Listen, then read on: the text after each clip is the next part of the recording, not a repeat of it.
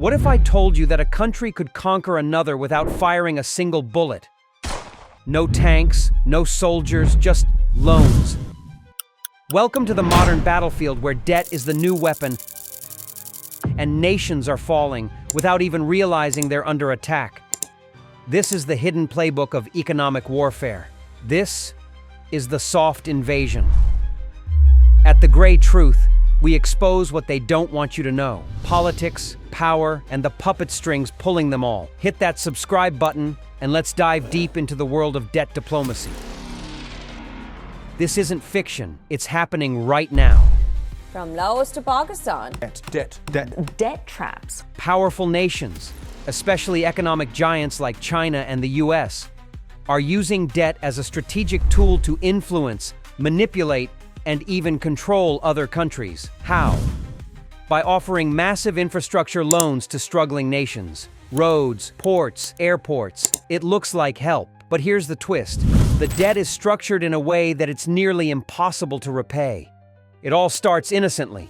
A rich country, often a rising superpower, approaches a struggling nation with a sweet deal. Hey, we'll help you build a port, a highway, a power grid. No interest upfront. Pay us later. Sounds generous, right? These infrastructure projects are often over budget, mismanaged, or poorly designed. And guess who's funding it? Yep, loans with strategic strings attached. A country gets billions in debt to build a shiny new port that it doesn't fully own. And when the time comes to repay, it can't. So the lender says, No worries. Just give us control of that port for 99 years. Oh, and maybe some political favors too. To understand this play even better, here is a real case that often gets criticized.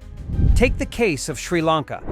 In 2010, the country borrowed $1.3 billion from China to build the Hambantota port. It failed to turn a profit. The debt ballooned. And in 2017, Sri Lanka had to hand over the port and 15,000 acres of land to a Chinese state-run company on a 99-year lease. Handover of the Hambantota port to China on a 99-year lease. No war, no invasion, just paperwork. Some call it aid. Others call it the modern-day colonialism. This strategy has a name: debt trap diplomacy. It's when powerful nations give loans not out of goodwill, but to quietly gain control over key assets, politics, and even votes at the UN. And it's not just China. Western institutions like the IMF and World Bank have been accused of similar tactics. Offer loans to desperate countries, demand harsh reforms, slash subsidies, privatize public services. And when the people suffer, they're tightening the conditions for the loan. A total of 11 conditions have been listed. For example, reforming taxes on agriculture, phasing out subsidies for industries, hiking electricity and gas rates. Well, that's just economic adjustment. In return, the lender country gets influence on foreign policy, military bases, access to rare resources, all without firing a single bullet. Here's how the soft invasion works in 5 easy steps. Target a vulnerable nation, politically unstable, poor, or post-crisis. Offer massive loans for development, especially in sectors you want control over. Ensure dependence by flooding with expensive projects run by your companies. When default hits, negotiate land, leases, military access, or policy favors. Expand influence while pretending it's just business as usual. The results?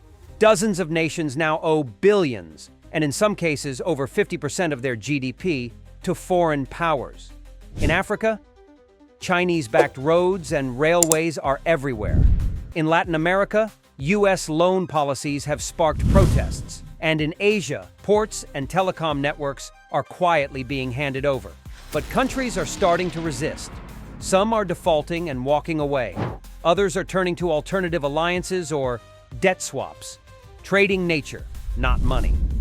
We're told it's about helping development. We're told it's for global cooperation. But behind the scenes, it's often a chess game of power, money, and control.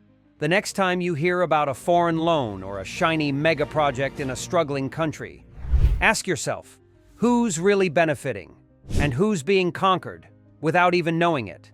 This is not a conspiracy. This is debt as a weapon. This is the gray truth.